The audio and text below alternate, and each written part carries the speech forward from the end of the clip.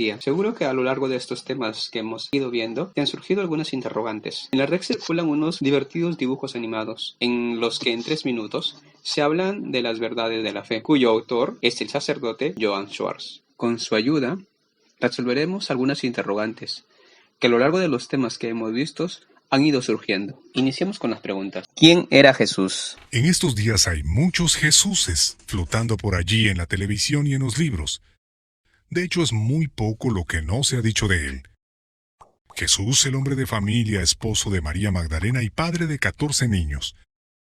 Jesús, el amante de los árboles que entonaba canciones de paz y vegetarismo con su guitarra vieja al lado de la fogata. Jesús, el rico heredero del imperio de la construcción de José. Estas visiones de Jesús tienen poco que ver con el Jesús de los Evangelios. Los Evangelios son los primeros registros de su vida, donde se le describe totalmente diferente. Allí es representado como el Hijo de Dios. Afirma que Él y el Padre son uno. Permite al apóstol Tomás caer frente a Él y pronunciar las palabras Señor mío y Dios mío. Y tal vez el más impresionante testimonio de la divinidad de Cristo puede encontrarse en uno de sus discursos con sus contemporáneos. Dice, antes que Abraham fuese, yo soy, una expresión extraña que en realidad sirve como una referencia al nombre de Dios revelado en el Antiguo Testamento en la historia de Moisés y la zarza ardiente. Jesús se presenta como el Hijo de Dios. Sin esta declaración, las reacciones de los judíos o de los cristianos tendrían sentido, porque el núcleo principal del mensaje cristiano se basa en la verdad. Solo porque Jesús es Dios y hombre verdadero, realizó su obra de salvación en la cruz para la restauración de la comunión de los seres caídos con Dios. Ahora, ¿cómo es que funciona esto de que Jesús es verdadero Dios y verdadero hombre? Bueno, en la Santísima Trinidad el Hijo es la perfecta imagen del Padre. En la Encarnación el Hijo desciende a la tierra para tomar nuestra naturaleza humana. Eso significa un cuerpo humano y un alma humana. El Dios incomprensible se hace comprensible, tangible y visible para nosotros los mortales. Claro que en la encarnación del Hijo, Él no deja a la Trinidad. Él se mantiene inseparable unido con el Padre y con el Espíritu. Así que Jesús tiene una naturaleza divina y una naturaleza humana. En otras palabras, un cuerpo humano y un alma humana. Ahora, cuando se refiere a nosotros, lo llamamos una persona humana, si hay un cuerpo y alma que están unidas. Pero, en el caso de Jesús, Él no se convierte en una persona en la encarnación. Él ya es una persona divina de toda la eternidad, la segunda persona de la Trinidad. Y es precisamente como la segunda persona de la Trinidad que Él asume nuestra naturaleza humana. Cuando nos dirigimos a Jesús, nos dirigimos a una persona divina que ha asumido la naturaleza humana. Para concluir, Jesús es una persona divina con dos naturalezas. Él es Dios verdadero y hombre verdadero. ¿Por qué Dios se hizo hombre? Bueno, ya sabemos que la humanidad sufre las consecuencias del pecado original. Cuando nacemos en este mundo no tendemos automáticamente a hacer el bien. En su lugar, somos egoístas. Preferimos girar alrededor de nosotros mismos. Carecemos de una verdadera amistad con Dios. Nos hace falta la gracia divina.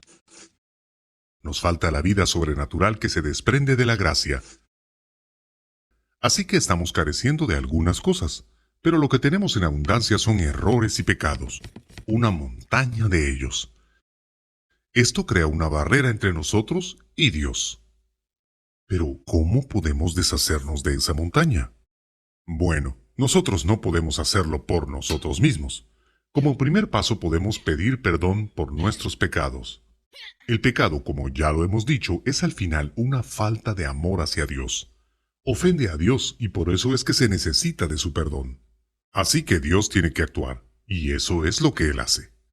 Claro, una simple palabra de Dios puede limpiar todos nuestros pecados. Pero Él ha elegido otra manera hermosa e increíble de traer de regreso al hombre hacia Él. Él se convierte en hombre, y se convierte en hombre para alcanzar tres cosas. Primero, después de lo que hemos dicho, a lo mejor tú podrías adivinarlo. Él se convierte en hombre para salvarnos. ¿Cómo funciona exactamente la redención? Lo trataremos de comprender después. Pero en cualquier caso, Jesús hace algo que elimina esa montaña de pecados. En Jesús, Dios actúa para que los pecados no nos separen más de Él. Segundo, cuando Dios se convierte en hombre, ya no habla a través de los profetas, sino que Él mismo se comunica con nosotros. Jesús nos trae la revelación plena de Dios más profunda que nunca antes de que podamos darnos cuenta de quién es Dios.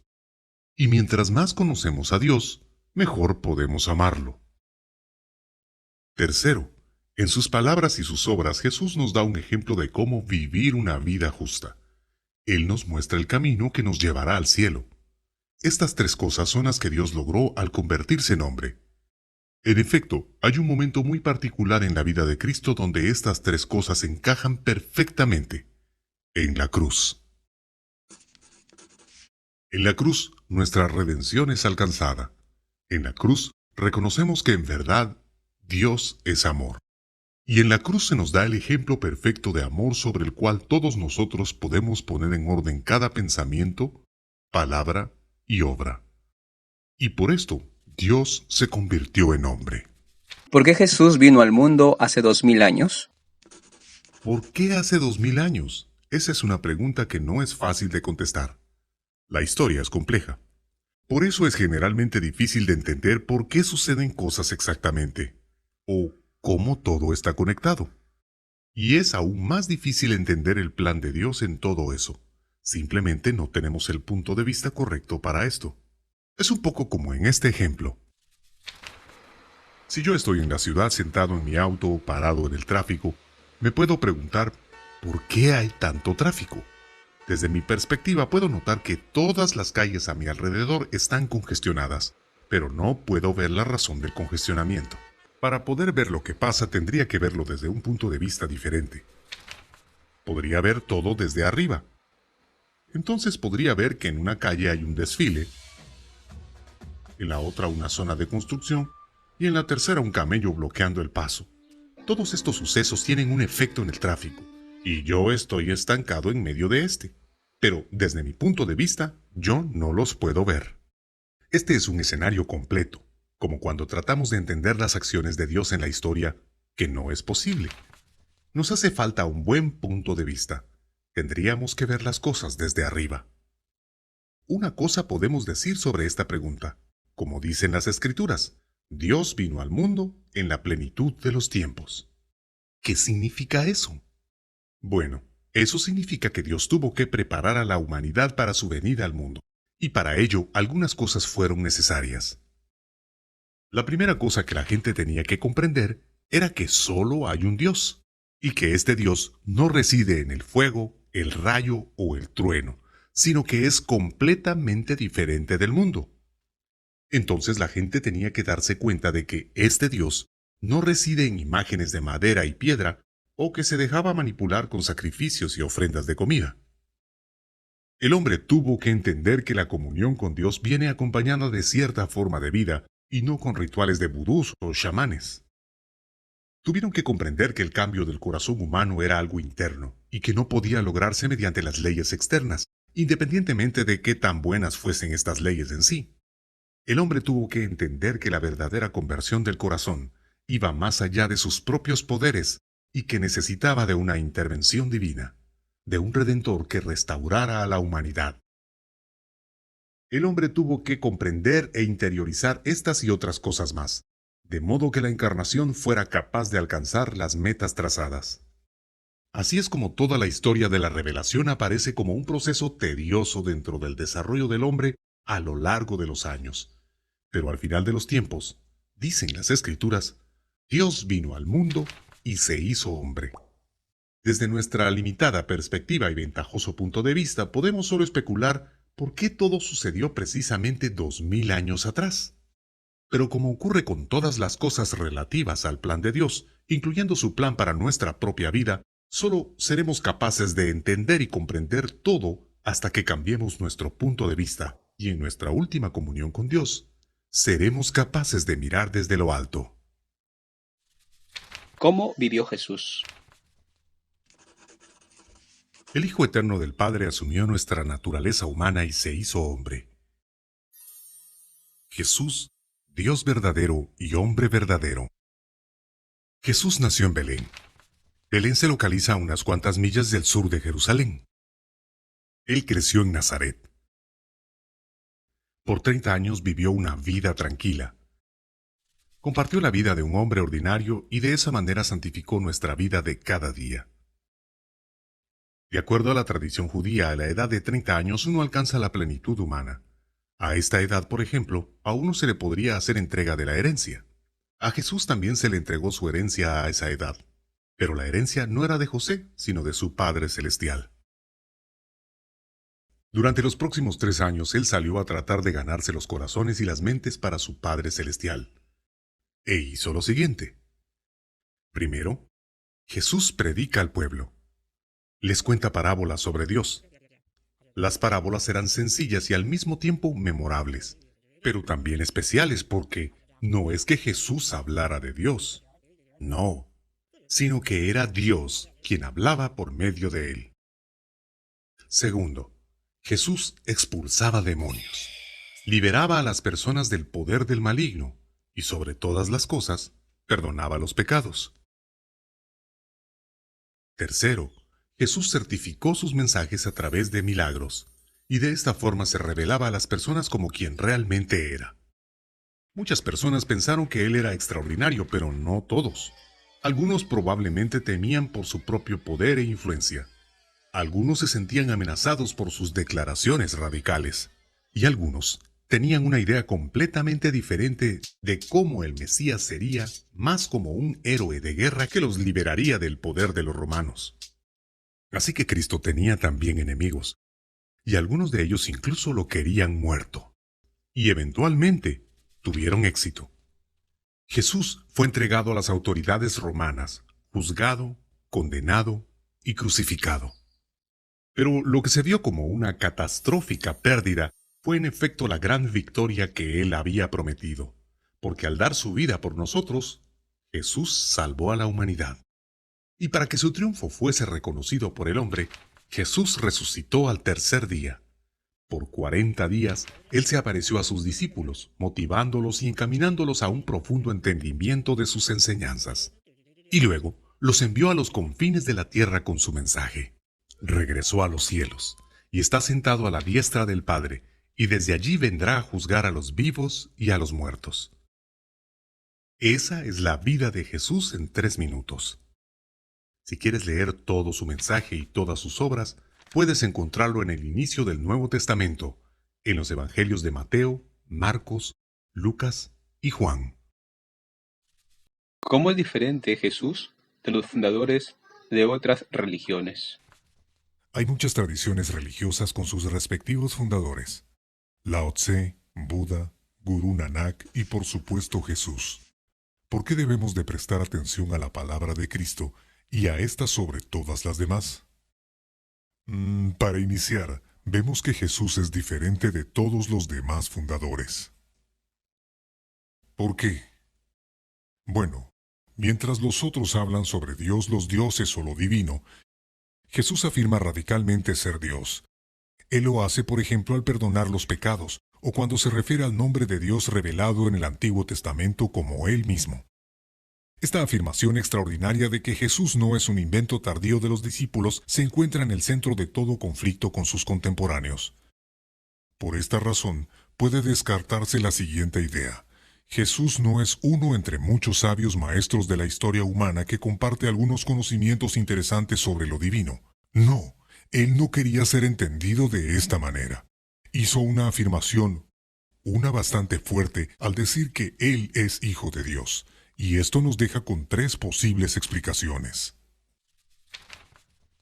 Si Jesús dijo y creyó que era el Hijo de Dios, pero no lo era, entonces la primera posibilidad es que Jesús era un lunático. Pero no uno de esos lunáticos amables saltando en un campo de flores con una túnica, sino un maniático bastante peligroso. La segunda posibilidad es que si Jesús dijo que era el Hijo de Dios, pero sabía que era una mentira, entonces Jesús era un astuto embustero engañando a las personas con blasfemia y mentiras. En la tercera posibilidad, si Jesús dijo que Él era el Hijo de Dios, en realidad Él era el Hijo de Dios. Esas son las tres opciones que se presentan. ¿Cuál es la que encaja con la realidad? ¿Cuál opción es la más coherente? ¿Es acaso el mensaje de Jesús sobre el amor perfecto a Dios y amor al prójimo y la disponibilidad a perdonarnos, compartir, encontrar a los enemigos con el amor, el mensaje de un loco? ¿Es acaso su actitud y disposición a la muerte la de un demente desconectado de la realidad? La realización de parábolas maravillosas acerca de Dios y su reino unido realmente provienen de un hombre sin cabeza clara. ¿O su vida muestra a un hábil mentiroso estafando y engañando a las personas? ¿Cuál sería el motivo?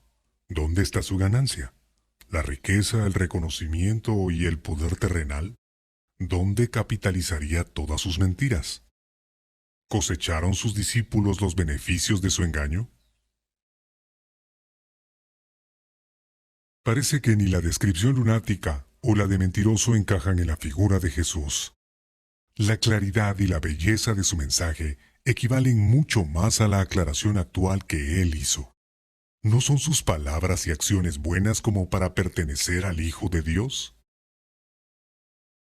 Jesús, lunático, mentiroso Señor. Aquí no hay muchas posibilidades para equivocarse. ¿Cómo fue que Jesús nos salvó en la cruz? Muchas personas se imaginan que sucedió así. La muerte en la cruz es una gran catástrofe, pero luego, gracias a Dios, la resurrección pone todo en su lugar de nuevo. Uf, eso estuvo cerca. Jesús conquistó a la muerte. Pero así no es como funciona la salvación. La salvación toma lugar en la cruz. La cruz es el símbolo de la redención. Entonces, ¿qué pasó en la cruz? Con estas dimensiones podemos considerar la representación justa y correcta de la relación entre Dios y el hombre. Con el pecado, todo se desequilibra. ¿Y qué fue lo que dijimos que era el pecado? Es la ausencia de algo que debería estar allí. Injusticia es la falta de justicia. Los celos son la falta de generosidad, y así sucesivamente. El pecado es entonces la falta de algo que tendría que estar allí, y al final es siempre la falta de amor a Dios o a su creación. Pues bueno, o mejor dicho, pues malo. Entonces, ¿cómo remediamos la falta de ese algo? Lo remediamos suministrando todo lo que hace falta. Si el pecado es la falta de amor, entonces se compone con las acciones de amor. Bueno, vamos. Nuestro amor humano no parece pesar demasiado para balancear la profunda ingratitud y la falta de amor que encontramos en el pecado. Nuestro amor parece ser muy débil. Es preciso algo más grande y pesado. Requerirá de un amor perfecto. Y el amor de Jesús es exactamente el tipo de amor que se necesita. Él es el Hijo de Dios. Su amor no es como el amor del hombre, sino el amor de la segunda persona de la Santísima Trinidad. Este amor es infinito y se manifiesta en el acto de Cristo entregándose en la cruz. Este amor tiene que pesar en favor y en lugar de todos los pecados de la humanidad de todos los tiempos. Entonces, la cruz no es una derrota. Tampoco es como Martín Lutero, el padre de la Reforma Protestante, lo entendió. Un pararrayos de la ira de Dios que castiga a su propio Hijo por nuestros propios pecados. Dios no tiene que ventilar su ira para que nosotros podamos salvarnos de un justo castigo. No, la cruz es el signo del amor de Dios, y exactamente de donde viene el poder de la salvación. El amor perfecto de Dios en la cruz pesa más que todos los pecados de los hombres de todos los tiempos. Así es como funciona la redención. Es así como la montaña de pecados que nos separa de Dios es superada. Es así como somos libres de la desesperanza del pecado. ¿Cómo es que la gracia de la salvación llega a nosotros? Dios salvó a la humanidad entregándose con amor por nosotros, porque el amor en efecto es más grande que el pecado, y el amor del Hijo del Padre pesa más que el pecado de todos los hombres en todo tiempo. Al dar su vida en la cruz, Jesús ha proveído de algo que sobrepasa todos los pecados, y es así como hemos dicho que funciona la salvación. Ahora, ¿cómo podemos nosotros realmente participar de los frutos de la salvación? ¿Cómo el amor de Jesús en la cruz hace 2000 años entra en nuestras vidas hoy? Ok, así es como esto funciona. Para que un hombre esté dispuesto a compartir de los frutos de la salvación, tiene que creer en Jesús, seguirlo y ser recreado a su imagen. Pero tú no te conviertes en Jesús al usar sandalias y una túnica. Sí lo haces por la gracia de Dios. Con la gracia, somos recreados en Jesucristo y nos convertimos en una nueva creación. Y la fuente principal de la gracia son los 7 sacramentos. Los sacramentos son signos instituidos por Cristo mediante los cuales Dios trabaja en nuestras almas. Somos como canales por donde Él vierte su amor en nuestros corazones. En nuestra alma, el poder de la gracia se desarrolla y nos transforma en una nueva creación. El bautismo es el primer sacramento. En el bautismo el hombre viejo muere, se ahoga en el agua y un nuevo hombre nace a la vida. El hombre nuevo se levanta del agua. A través del bautismo nos convertimos en Cristo, ya que participamos en su muerte y en su resurrección. Y así es como inicia nuestra vida como una nueva creación. Por desgracia, el hombre viejo de pecado aparece de vez en cuando, aunque para convertirse en una nueva creación se requiere solo un instante. Vivir como una nueva creación conlleva todo un proceso de vida. Es por eso que los sacramentos de la penitencia y la Eucaristía son especialmente importantes para restaurar y fortalecer una y otra vez. Todos los 7 sacramentos tienen poderes transformadores en nosotros para que podamos vivir más y más como una nueva creación y nos convirtamos en verdaderos hijos e hijas de Dios. De esta manera, es decir, sobre todo a través de los 7 sacramentos, compartimos los frutos de la salvación que Jesús nos ha obtenido en la cruz hace 2000 años. Espero haber podido responder sus dudas que hayan surgido a lo largo de estos temas que hemos venido viendo. Me despido de ustedes y por favor quédense en casa. Yo me quedo en casa. ¿Y tú?